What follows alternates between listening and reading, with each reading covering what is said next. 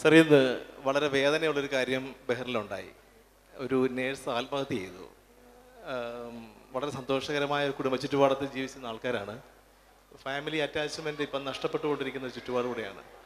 എന്താണ് കുടുംബ ബന്ധങ്ങൾ ഇത്രയും വിള്ളലുണ്ടാകാതെ അത് പിടിച്ചു നിർത്താൻ ചെയ്യേണ്ടത്?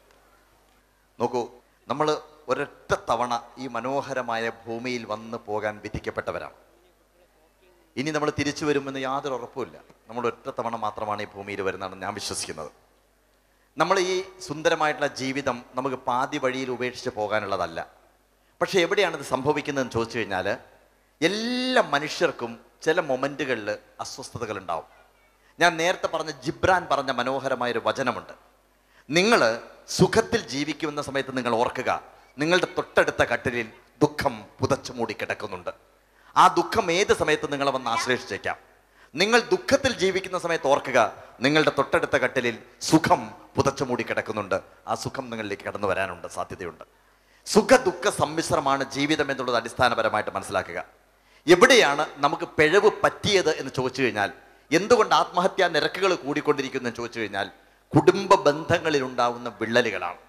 ഇതിൻ്റെ ഒരു പ്രധാനപ്പെട്ട പ്രശ്നം എന്ന് പറയുന്നത് അടിസ്ഥാനപരമായി കമ്മ്യൂണിക്കേഷൻ കുറഞ്ഞിരിക്കുന്നു എന്നുള്ളതാണ് ഏറ്റവും വലിയ പ്രശ്നം. ഭാര്യ ഭർത്താവിനോടോ, ഭർത്താവ് ഭാര്യയോടോ, അച്ഛനും അമ്മയും മാതാപിതാക്കൾ മക്കളോടോ സംസാരിക്കാത്തൊരു ലോകത്താണ് ഇന്ന് നമ്മൾ ജീവിക്കുന്നത്. ഏറ്റവും കുറച്ച് സംസാരിക്കുക എന്നുള്ളതാണ് നമ്മുടെ പ്രശ്നം. ഇവിടെ നമുക്ക് സംഭവിക്കുന്നത്, നമ്മുടെ ഒരു പ്രൈം ടൈമുണ്ട്. ഒരു ജീവിതത്തിൽ ഒരു ദിവസം എല്ലാവർക്കും ഒരു പ്രൈം ടൈമുണ്ട്, അല്ലേ? ഇപ്പോൾ എൻ്റെ വീട്ടിൽ, എന്നെ സംബന്ധിച്ചുള്ള ഞാൻ വീട്ടിലുണ്ടായിരിക്കുന്ന ദിവസം എന്ന് പറഞ്ഞു കഴിഞ്ഞാൽ, എൻ്റെ പ്രൈം ടൈം എന്ന് പറയുന്നത് രാത്രി ഒരു 7 മണി മുതൽ 9 മണി വരെയുള്ളൊരു സമയം. ഞാനും എൻ്റെ വൈഫും മോനും ഞങ്ങളെല്ലാവരും സ്വസ്ഥമായി നിൽക്കുന്നൊരു സമയമാണ് ആ സമയം. അപ്പോൾ ഈ ഒരു 2 മണിക്കൂർ സമയം എൻ്റെ പ്രൈം ടൈമാണ്. ഈ പ്രൈം ടൈമിനെയാണ് ഇന്ന് ചാനലുകാർ അവരുടെ പ്രൈം ടൈം എന്ന് വിളിക്കുന്നത്. ഏറ്റവും കൂടുതൽ റേറ്റിങ്ങിന്, ഏറ്റവും കൂടുതൽ വിലയ്ക്ക് അവരുടെ സ്ലോട്ടുകൾ വിൽക്കുന്ന സമയമാണ് ഈ സമയം. എന്താ കാരണം? നമ്മൾ ഈ നമ്മുടെ പ്രൈം ടൈം മറന്നുകൊണ്ട് നമ്മൾ ഈ ചാനലിൻ്റെ മുമ്പിൽ ഇരിക്കും എന്നുള്ളത് അവർക്ക് വ്യക്തമായിട്ട് ബോധമുണ്ട്. അപ്പോൾ ഈ ഒരു ചതുരപ്പെട്ടി, ഈ ഒരു മൊബൈൽ ഫോണിൻ്റെ ചതുരം, ആ ഗ്ലാസിന് പിന്നിൽ കിടക്കുന്ന അപകടകരമായിട്ടുള്ള പല കാര്യങ്ങളും നമ്മുടെ ചിന്തകളെ മാറ്റിമറിക്കുന്നുള്ളതാണ് പ്രശ്നം. നമ്മൾ സംസാരിക്കുന്നില്ല.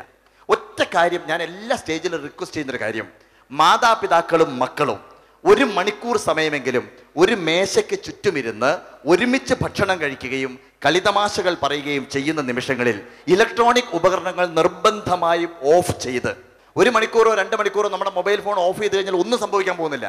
Nothing will happen. പക്ഷെ സംഭവിക്കുന്ന ഒരു കാര്യമുണ്ട്. എന്താണെന്നറിയാമോ? ഒരു പോസിറ്റീവ് ചേഞ്ച്. ഒരു പോസിറ്റീവ് ചേഞ്ച്.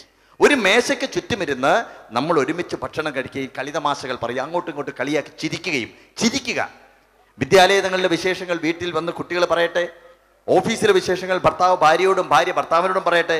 ആ പറയുന്ന ഒരു അന്തരീക്ഷം ഉണ്ടാക്കി കഴിഞ്ഞാൽ ഒരു മേശയ്ക്ക് ചുറ്റും ഈ പ്രശ്നങ്ങൾ മുഴുവൻ തീർക്കാവുന്നതേ ഉള്ളൂ. ആ വിള്ളലുകൾ തീർക്കാൻ വേണ്ടിയിട്ട് നമ്മൾ മാനസികമായി തയ്യാറാവണം എന്നുള്ളതാണ് പറയാനുള്ളത്. ഞാൻ ഇവിടെ ഇരിക്കുന്ന എല്ലാ ഫാമിലീസിനോടും പറയുന്ന ഒരൊറ്റ കാര്യമാണ്.